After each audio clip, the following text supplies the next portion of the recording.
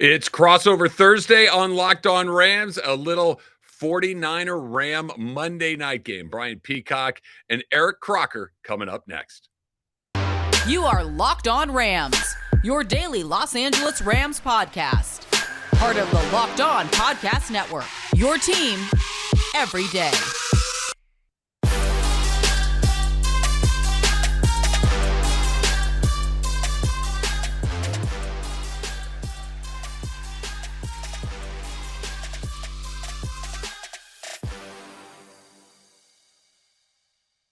Week 4 of the NFL season already here. It is a Monday nighter, another primetime game for the San Francisco 49ers, and it is those Los Angeles Rams coming to Levi's Stadium. It should be a fantastic one. Another crossover Thursday here on the Locked On Podcast Network. 49ers, Rams crossover coming at you right now. You are Locked On 49ers, your daily San Francisco 49ers podcast. Part of the Locked On Podcast Network, your team every day.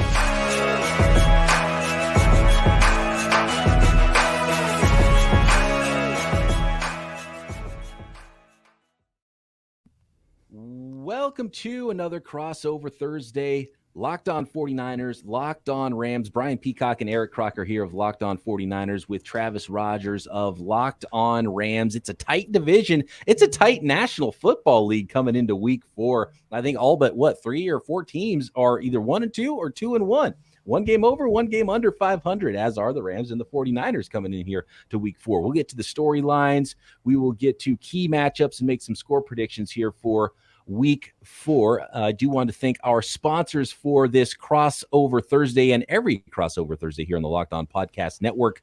PrizePicks. PrizePicks is so much fun and it's easy to play. No competing with other players, just you versus the projections available. Pick 2 to 5 players, and if they score more or less than their PrizePicks projection, you can win up to 10 times your money on your entry. It can literally take less than 60 seconds to enter. It's that easy. We love PrizePicks, and we know you will too. First-time users can receive a 100% instant deposit match up to $100 with promo code Locked On. That's PrizePicks.com, promo code Locked On.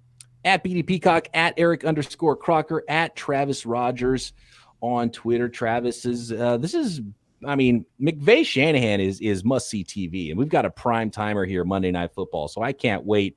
And with the way these two teams have played each other in the Shanahan-McVay eras that started in 2017, you pretty much throw everything out that you know, and these games are going to surprise you. They're going to be close, and they're going to be a lot of fun, and I expect nothing less than that on Monday night.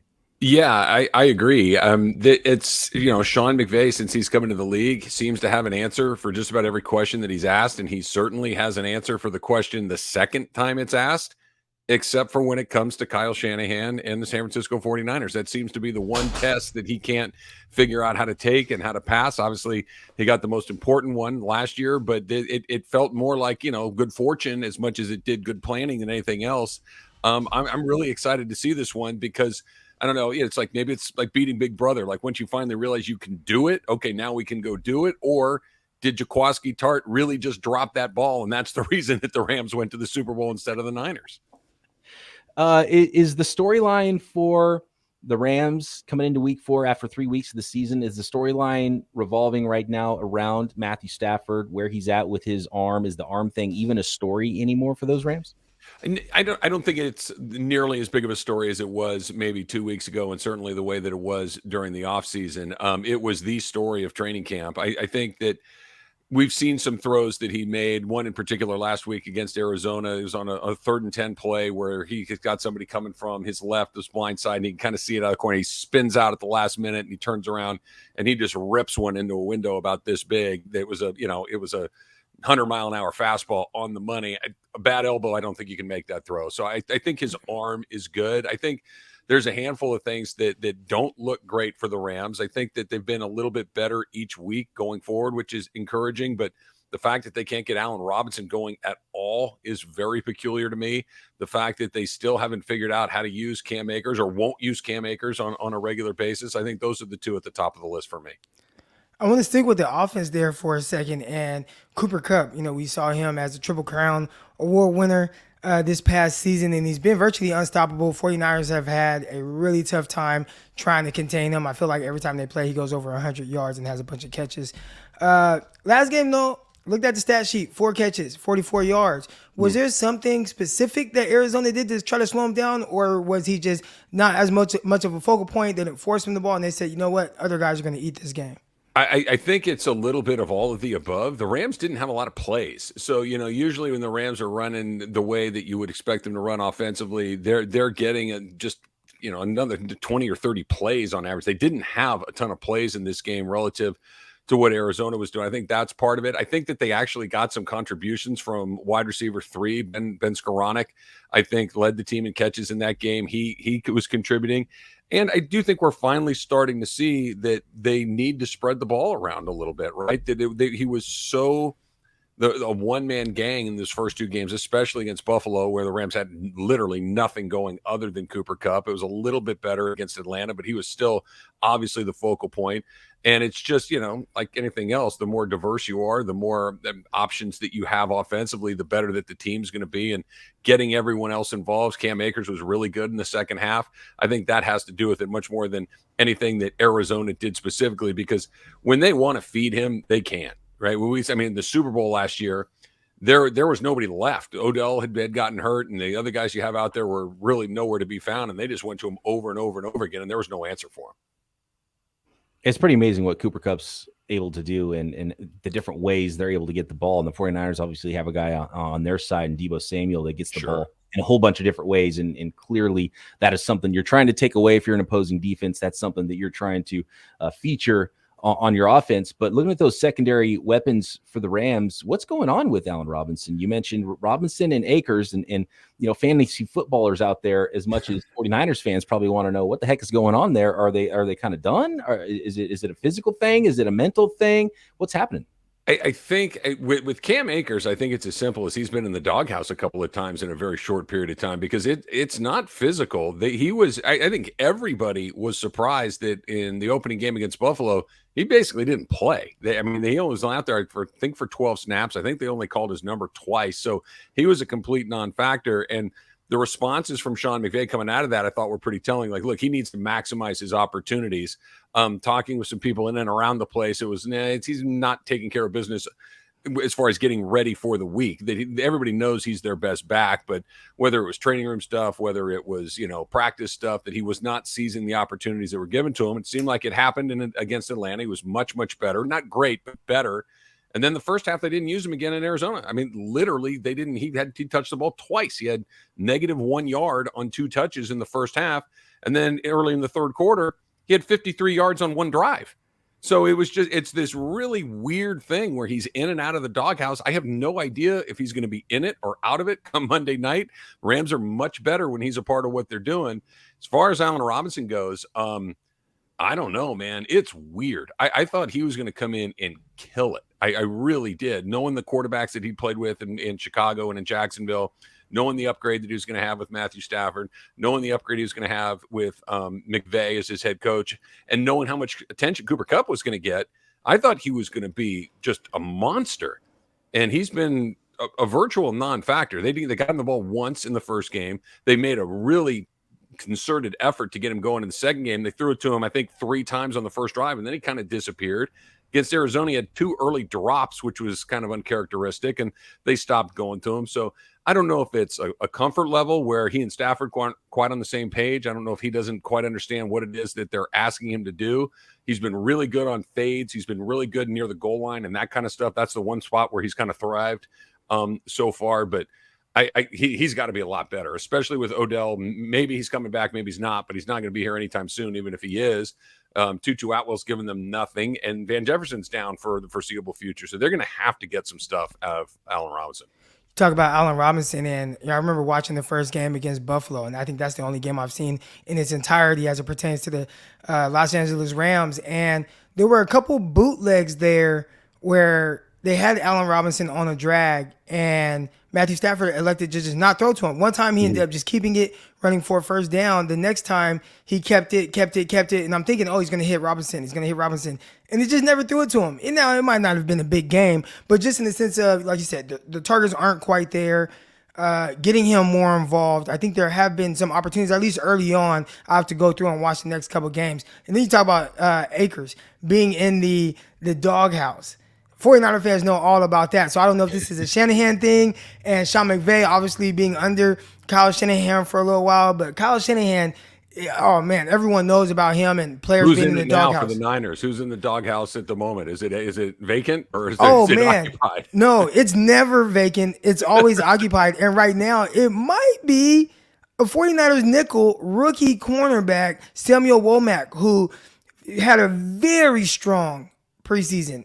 Played 3 preseason games, had 2 interceptions, knocked away another pass that ended up getting intercepted, recovered a fumble on special teams, and then goes into the regular season. Looks like he's playing well. First 2 games, I don't even think you hear his name called because 49ers secondary, they're not giving up any plays or anything. Then next thing you know, you go out there, you watch them on Sunday evening, and I didn't even realize it at first, but next thing you know, he's not even out there starting. It's Diamador Lenore, a guy who played a lot of outside for them last season, but, wasn't someone that was like a full starter or anything for most of the season. He starts in the nickel. There's no Samuel Womack. Well, maybe he's hurt. No, he's not hurt because he's running down on punt team. So I think it's always occupied, and it might be occupied by Samuel Womack right now. Interesting. Yeah, and when it comes to, and I'm sure it's the same way with McVay and Akers, if I had to guess, from the outside, from the far outside view looking in, and same with Shanahan, it's preparedness, it's physicality. If you're not, a wide receiver who's blocking, if you're not picking up your blitz pickups as a running back, if you're not putting in the preparation and the work in practice time, that's what gets you into the doghouse. And so that's what I bet on. I think you're right. If I had to place a bet, it has nothing to do with who's the best player. It has everything to do with who's the most prepared to walk out there. And not necessarily on Sunday afternoon, but rather every day that isn't Sunday afternoon. Yes. And when you got guys like Kupp and Donald and these guys that are, not just great players, but unbelievable pros in every sense of the word, and you're not doing it, if Aaron Donald's doing it and you're not, I don't know what to tell you. I mean, that doesn't make a lot of sense to me. So real quick, Travis, so with Akers not being, the guy or in and out, has the run game taken a hit? Because you said, he's clearly kind of the best runner, but have they been able to be productive in the running game? Not really. It's been, against Buffalo, it was non-existent. And they fell behind early in that second half, and they were chasing the whole time. So they really kind of went away from it in that game. But they really didn't even get it going all that much against Atlanta. It was better than it was in the first week, but not great. And then, Darrell Henderson, I could probably tell you what Darrell Henderson's going to do in the first half of Monday night's game and be right within a 5 or 10% margin. He's going to have 1 or 2 runs to make you go, oh, wow, that looked really good. And that's the list. And then he's going to get the ball 6 or 7 other times, and it's not going to go anywhere. Akers is a little more consistent. Akers is a little bit more explosive too. Henderson's a physical guy, but I think the ceiling there is fairly limited on what he can do. I think that the ceiling with Akers is much higher. Going back a couple of years ago, Jared Goff's last year here with the Rams, they used Cam Akers as their primary offensive weapon for the last half of the season. He was their offense, and seemed comfortable doing it. He has a little bit of a fumble bug too, which is never a good thing. Head coaches do not like guys that do that, obviously. But they've never, Croc, been a team that runs the ball a ton. Ever since Todd Gurley was the last guy that they had where, all right, we're gonna give it to him 25 times a game and see what happens. It's 5 for him, 11 for this guy. Maybe it's 11 for the other guy and 5 for the other guy 1 week to the other. It's a little bit of a hot hand thing, but it's something that they sprinkle in more than anything that they're terribly committed to. Sean McVay wants to chuck it. We got to get to some predictions here on Week 4, 49ers and Rams Monday Nighter, and the key matchups in this one. What will tell the tale of Week 4 next? And if you want to get in on some of the action of this football game, you can do so at BetOnline, your number one source for football betting information this season. Find all the latest player developments, team matchups, news, podcasts, in-depth articles, and analysis on every game you can find. Not only wagering at BetOnline, but get that information to make the best wagers you can. And looking at these two teams, the lines are moving for the Super Bowl favorites in the NFL, including the 49ers and the Rams. Niners are tumbling down. They were at 11-1 at one point in the offseason. Now it's 20-1 odds for the San Francisco 49ers to win the Super Bowl. For the Rams, they're climbing back up. They were down to 16-1, 16-1 odds after that Week 1 loss to the Buffalo Bills climb back up now to 14-1 odds to be Super Bowl champions for those Los Angeles Rams. You can get in on that. You can get in on the week 4 lines. You can get in on just about anything for the NFL season. And it's not just NFL at BetOnline.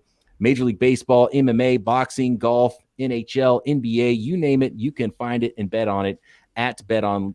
Live betting as well, which is always super fun. If you don't like the way you bet the game to start, halftime, try it again, and maybe you can get it right. So get over to betonline.net. Use your mobile device to learn more about the trends in action at BetOnline, where the game starts. So key matchup number 1 for me here, and Croc and I have talked about it, and we didn't really talk about the biggest storyline for the 49ers, but I think it's no surprise that it's been the quarterbacks, and it's been the quarterbacks for 2 years for the 49ers now. Now Jimmy Garoppolo's back in there, and he played poorly. And I don't think Kyle Shanahan, and I think Kyle Shanahan would admit this and kind of did admit this, that he didn't call the greatest game either.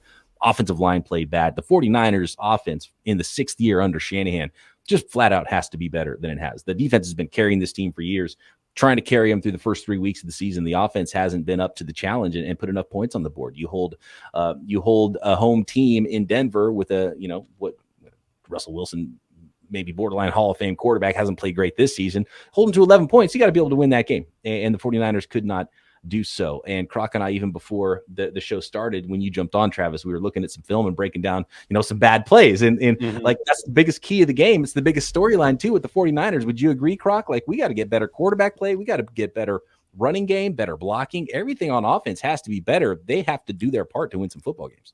I think the feeling around 49ers, the fan base, coaching staff, even the players will probably tell you, hey, feel like we know more what we're getting from Jimmy Garoppolo, and we know that results in wins. So hypothetically speaking, probably gives you the best chance to win. Well, he didn't go out there and show that Sunday evening. Now, there is this kind of, thing out there. Of course, he just got a playbook a couple of weeks ago. He was not allowed to practice with the team. He was not allowed to be in any team meetings. So if you want to kind of give him a mulligan because of a bad performance in his first start, I think there's a good reason for it. Now it's just, can he just be better than what he was last week? I think the biggest issue that the 49ers had offensively, even outside of Jimmy Garoppolo, was, well, I think it might start with Jimmy Garoppolo and maybe Kyle Shanahan as well, but they were terrible on third down conversions.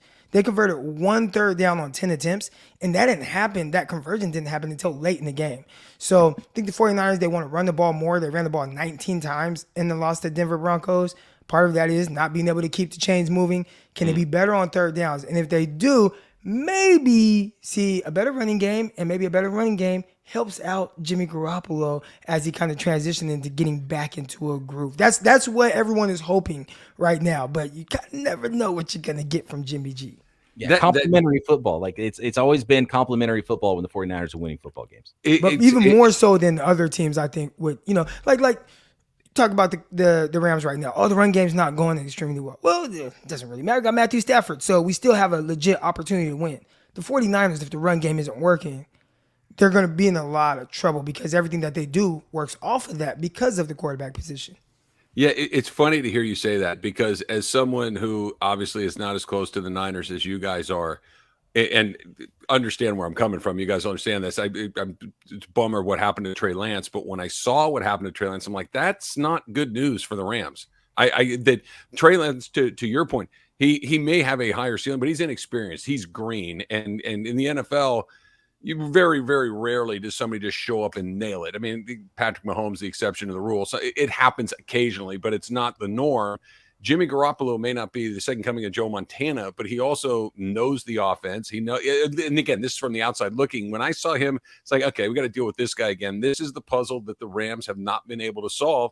And he's been the guy, not that he's been tearing them up, but he does enough to keep that team ahead. And especially, I know we'll talk about the matchups here in a second, but if the Niners get a lead and they can kind of start to grind on the Rams like they've done in the past, that's one of those. And then Jimmy can hit his little passes here and there. I don't love seeing that guy. I know that he's not, Josh Allen, but he gives me a great deal of pause.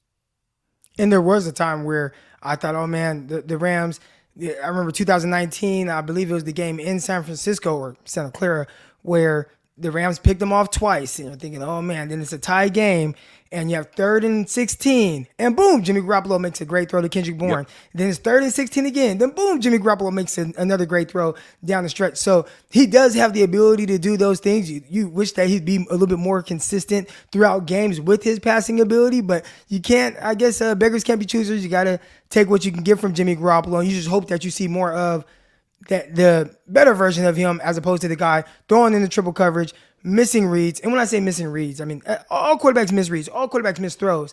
I think his issue is being able to overcome the misses, and you hope that he can do some of that in the Rams game. Travis, do you see a big key to this matchup for the Rams to beat those 49ers on Monday? I think that it comes down to a couple of different things, and it's so boring, but I think it's also incredibly important. It's, can the Rams offensive line hold up? They're already, this will be the first time all season where one week will look the same as the previous week. They had a week 1 starting lineup on the O-line. It was different in week 2. It was different in week 3. So this week 3 and 4 will be the same, assuming that nothing happens between then and now. It's been a work in progress. The Niners have always seemed to have a pretty good success rate as far as that O-line, D-line, and then just kind of flip it. If Aaron Donald can get going, which, when he's going, forget about it. And when the Niners can control that game physically, that's as good as the Rams have been, as good as they've been last year and in the McVay era. They're not a traditionally physical team. This is not somebody that just lines you up and grinds you up play after play after play. The Niners, especially against the Rams, seem to have the advantage there. So if they can match that physicality both on the offensive and defensive lines, I think that it really kind of does tilt pretty heavily to the Rams. But I've said this for the last 3 seasons, and it's never gone like that. So they did really struggle to find a way to match them up front like that, and we'll see what happens on Monday. That's the number one thing for me. I've got one big key to this game that really slants in the Los Angeles Rams direction. We'll get to that next. We'll make some predictions for week 4. The folks over at BriteCo are pretty smart. They're borderline geniuses with the way they've made insurance a little bit easier for your engagement ring, for your watch, for whatever jewelry you're trying to get covered. And it can happen in 2 minutes, and you can even do it on your cell phone. And we all hate insurance, right? But BriteCo turned the whole experience around. So it's probably the easiest thing you can do for yourself this week. No excuses. For $5 a month, you can totally get comprehensive coverage, and it won't take more than 2 minutes on your cell phone. So check it out at brite.co/LockedOn. And by the way, while you're there, you can see some videos of folks that have really just done a number on their reputation, their internet reputation, becoming viral with videos of proposing at a game, and the ring tinks down all the steps and gets lost. There's the last one I saw. It just gives me anxiety, where they're proposing on a pier, and it, the daughter's involved with the proposal, and they fumble it and open up the box, and the ring drops between the cracks of the pier and into the ocean. They're diving into the ocean to try to get it. Travis, I don't know if you've ever done any crazy proposals in public. I sure as heck have not. That is not my style at all. Peacock, you talked about having the anxiety. You know what helps with the anxiety? Them having that BriteCo insurance. BriteCo.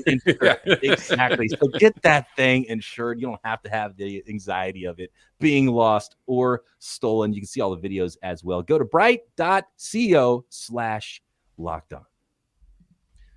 All right, guys, we will get to some predictions in a second. Here is one. And there's a guy on the San Francisco 49ers that goes by the name Aaron Donald Sr., and his name actually is Daniel Brunskill. And he has been out all year long with a bad hamstring. If he cannot go, I am worried that the 49ers' secret weapon to neutralize Aaron Donald will not be out there. And I don't know why Daniel Brunskill is so good against Aaron Donald. The 49ers have done a really good job against Aaron Donald. I have a feeling it might be the breakout game for Aaron Donald against the 49ers. And that worries me quite a bit, because the 49ers offense needs to have a breakout of his own this week. And I don't know if this is the week for that. And I'm not sure if it's the week for the Rams to break out against the 49ers defense either, with the way they're playing. So this could be kind of an ugly game on Monday night. The Rams have not played a good-looking game yet. They got torched on opening night, and they survived against Atlanta, and they were better against Arizona. But it's kind of interesting, because The matchup with the 49ers is that one that the Rams can't seem to quite get figured out. The matchup with the Cardinals is the one that no matter what they do, it works. Everything that they try against Arizona seems to be pretty successful. You go back to last season when that Monday night game where they had a COVID outbreak hours before the game. They missed, I think it was 6 starters or something like that, and they still went out there and ran up and down the field on them. Yeah, I don't know if Aaron Donald is getting the credit that he's deserved so far. He hasn't put up a bunch of big numbers. He hasn't gotten a bunch of sacks. There haven't been a bunch of those Sports Center plays, so to speak, but he's been really, really good. Like he's been Aaron Donald. Maybe not as far as getting to the quarterback, but he's doubled and sometimes tripled, and he's just getting absolutely he's winning nearly every snap. He's been something else. But I hope you're right, Peacock. I hope that he does have an opportunity to put up some big numbers this weekend, because we haven't seen the numbers yet, despite how well he's played. It's really weird because Daniel Brunskill, against everyone else, he's fairly pedestrian, like not terrible, but just not like, oh man, look at Daniel Brunskill, look how good he is. But then he gets in front of Aaron Donald, and I don't know, just something where he gets up for, maybe it's this level of confidence that he has against Aaron Donald, which I don't know how you can do that, because the dude's built like an action figure, and you see him throw guys around everywhere on the field, and then all of a sudden Daniel Brunskill gets in front of him and can't do anything. Really, really weird. But that's definitely going to be a key for the 49ers, slowing him down. And right now, when you look at the interior offensive line of the Niners, you have a rookie right guard out of UTSA who was originally a tackle. Well, he was a guard, then tackle last couple years, then now guard for the 49ers. But he's a rookie. Then you got left guard Aaron Banks, who this is his first time playing any meaningful snaps. This is his second year. So can those guys get it together? Because there definitely was some miscommunication going on against the Denver Broncos that maybe made life a little bit more difficult for Jimmy Garoppolo. All right, so how do those guys do against a front from the Rams that can really get to it? And you talked about Aaron Donald maybe not putting up a whole lot of stats. What about the guys outside of him? How have they been kind of tormenting quarterbacks, getting to the passers, stopping the run, doing those type of things? They were better last week than they were previously. We were talking about that on the pregame show I do with Kirk Morrison, and he was talking about how he wanted to see some pressure from somebody not named Aaron Donald or Bobby Wagner. Somebody else get some pressure on that quarterback. They were better last week. We saw Greg Gaines get a couple of pressures along the way. We saw Terrell Lewis get to the quarterback once. We've seen Justin Hollins make some plays. So it's been better, but really it's been Donald and Wagner, and that's kind of the two guys that have been able to do it. A'Shaun Robinson's been pretty good. And like you were talking about, Croc, if the Niners are having trouble in the middle of that offensive line, that's where Aaron Donald can absolutely ruin your night. Because if he can get that pressure coming right at your face, right in the middle of that line, there's not a lot of places to go. That's good news for the Rams and maybe not great news for the Niners. Yeah, potential for some stars to shine on Monday night in prime time with Aaron Donald, and then of course Nick Bosa on the other side, if you can take advantage of that Los Angeles Rams offensive line. We got to make some predictions here. Travis, I'll let you go first. Croc, you can make your prediction today, and I'll do mine tomorrow. Were you surprised to see the 49ers favored in this game, Travis? I think it was 2 points. I think it's down to about 1.5 points at home that the 49ers are favored Monday night. No, quite frankly, because I think that what we've been talking about is fairly well known, and that the Rams do not play well against San Francisco. That and it's not just this, even when they do play well, they find a way to kind of let something slip away. You go back to week 18 last year, last game of the season. It's a gotta have it for the Niners to get in. The Rams they need to have it to be the number 2 seed overall. And I thought it was one of the few times where the Rams had outplayed San Francisco for the vast majority of the game, and they still found a way to let that thing go away. This goes back to what we were talking about a minute ago. Jimmy Garoppolo, Sean McVay did that thing. Okay, I'm going to have you go 80 yards with a minute to go and no timeouts. Show me. And he did. I mean, it's just there's something about matchups like you were talking about with Donald, that even though maybe one guy has more, talent, or one team has more talent on a piece of paper, matchups are a huge part of the NFL. There's a bad matchup for the Rams. It's been a bad matchup for them for the last couple of years. So I'm not surprised that they're favored. I think your guys are right. I think it's a low scoring game. I think it's probably somewhere in that 24-20 range, maybe 23-17, something like that. I'll take the Rams in it, because I think that there is a little bit of something about finally beating Big Brother that when you do, it's like, aha, now I know how to do that. But that might be a little bit more with my heart than my head. Croc, how do you see this one going? Man, every week so far I've picked the 49ers to win. And at some point I have to start to think like, all right, is this team what they've shown so far, which a team that's very inconsistent with scoring points offensively. I think the defense will come out. I think they'll play very well.